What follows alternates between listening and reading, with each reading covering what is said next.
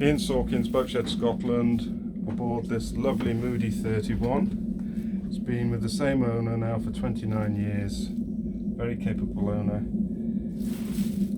and has done quite a number of mods.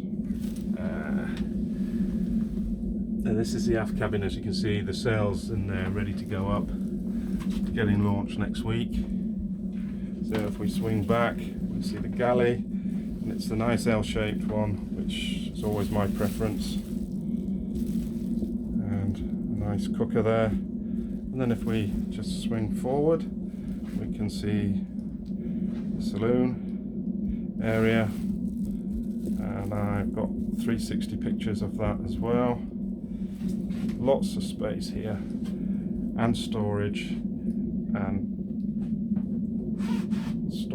under saloon bases. And you can see forward cabin with the bunk set for sleeping.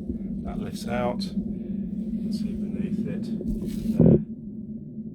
And there's an air vent. It has the gas heating hot air system.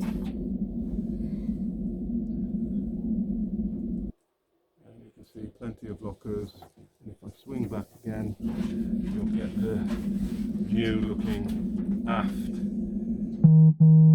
over there. Chart table.